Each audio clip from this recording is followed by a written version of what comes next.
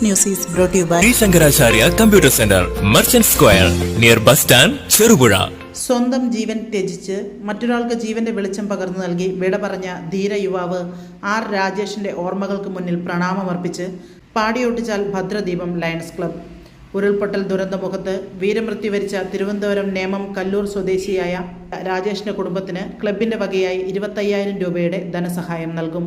Rafting ജോലികളുമായി ബന്ധപ്പെട്ടാണ് രാജേഷ് ചെറുപുഴയിലെത്തിയത്. ഇവിടെയുണ്ടായ കനത്ത ഉരുൾപൊട്ടലിലും വെള്ളപ്പൊക്കത്തിലും അപകടത്തിൽപ്പെട്ട ബെന്നി എന്ന വ്യക്തിയുടെ ജീവൻ രക്ഷിക്കാൻ രാജേഷ് കാണിച്ച ധീരത നാടിന്റെ നൊമ്പരമായി മാറി. താൻ ധരിച്ചിരുന്ന ലൈഫ് ജാക്കറ്റ് അഴിച്ചു നൽകിയാണ് രാജേഷ് ബെന്നിയെ സുരക്ഷിതമായി കരയ്ക്കടുപ്പിച്ചത്. എന്നാൽ കുത്തൊഴുക്കിൽപ്പെട്ട് രാജേഷിനെ കാണാതാവുകയും പിന്നീട് മൃതദേഹം കണ്ടെത്തുകയുമായിരുന്നു. ലോകത്തിലെ ഏറ്റവും വലിയ സർവീസ് ഓർഗനൈസേഷനായ ലയൺസ് ക്ലബ്ബ് ഇന്റർനാഷണലിന്റെ ഭാഗമായ ഭദ്രദീപം ലയൺസ് ക്ലബ്ബ് മാതൃകാപരമായി ഈ ത്യാഗത്തെ ആദരിക്കാനും കുടുംബത്തിന് താങ്ങാവാനുമാണ് ഈ ധനസഹായം പ്രഖ്യാപിച്ചത്. വാർത്താ സമ്മേളനത്തിൽ ക്ലബ്ബ് ഭാരവാഹികളായ Jeev James, Padmanabhan Paleri, Sasidharan Paleri, George Thomas, Anoop Thomas, Radhakrishnan CM, Sibi CS, Sivadasan Vayakkara എന്നിവർ പങ്കെടുത്തു. സുഹൃത്തുക്കളെ, കഴിഞ്ഞ 6 മാസം മുമ്പ് പാടിയൊട്ടിച്ചാലിൽ ആരംഭിച്ച ലയൺസ് ക്ലബ്ബ് ഓഫ് ഭദ്രദീപം, ഇത് ഈ ഒരു പത്രസമ്മേളനം ഇവിടെ വിളിച്ചു ചേർത്തതിൻ്റെ പ്രധാന ഉദ്ദേശം എന്ന് പറയുന്നത് നമ്മുടെ നാട് കഴിഞ്ഞ 60 വർഷത്തിനിടയ്ക്ക് നേരിട്ട ഏറ്റവും വലിയൊരു മഹാവിപത്തിനെ അഭിമുഖീകരിച്ചുകൊണ്ടിരിക്കുകയാണ്. നമ്മുടെ കേരളം, ഇന്ത്യ ഒട്ടാകെ ഈ ഒരു പ്രളയം ബാധിച്ചിട്ടുണ്ട്. ആസാമിലൊക്കെ നമ്മൾ കാണുന്നുണ്ട്. നമ്മുടെ കേരളത്തെയും അത് ബാധിച്ചിട്ടുണ്ട്.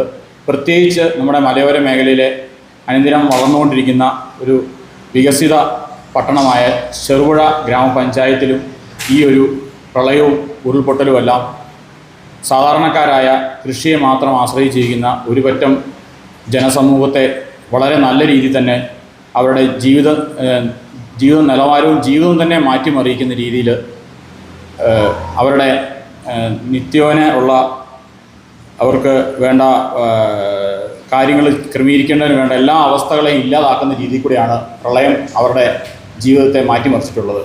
അപ്പോൾ അവരുടെ ആ ഒരു ദുഃഖത്തിൽ ലയൺസ് ക്ലബ്ബ് ഭദ്രദീപം പങ്കുചേരുന്നു. കേവലം വാക്കുകളിൽ കൂടെ മാത്രമല്ല, ഭദ്രദീപത്തിൻ്റെ മെമ്പേഴ്സ് ദുരിതാശ്വാസ ക്യാമ്പുകളിൽ വേണ്ട കുടിവെള്ളം, മരുന്ന്, മറ്റ് ആവശ്യ വസ്തുക്കളൊക്കെ തന്നെ എത്തിക്കുന്നതിൽ വളരെ മുൻപന്തിയിലായിരുന്നു.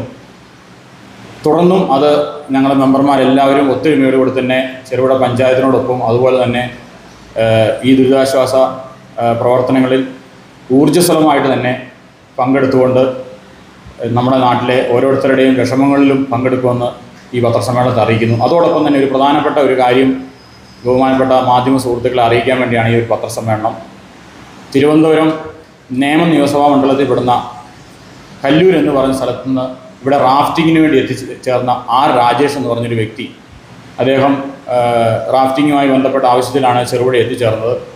ആ ഒരവസരത്തിൽ തൊട്ടടുത്ത്, അതായത് നമ്മുടെ കാര്യങ്കോട് പുഴയിൽ ഒരു തുരുത്തിലകപ്പെട്ട ഒരാൾ, ബെന്നി എന്ന് പറഞ്ഞ ഒരാളുടെ ജീവൻ രക്ഷിക്കുന്നതിന് വേണ്ടിയിട്ട് സ്വന്തം ലൈഫ് ജാക്കറ്റ് ഊരി നൽകി അദ്ദേഹത്തിൻ്റെ ജീവൻ രക്ഷിച്ചെങ്കിലും ഒഴുക്കിൽപ്പെട്ട് അദ്ദേഹം ഈ ലോകത്തു നിന്ന് നമ്മളോടൊക്കെ വിട പറഞ്ഞു.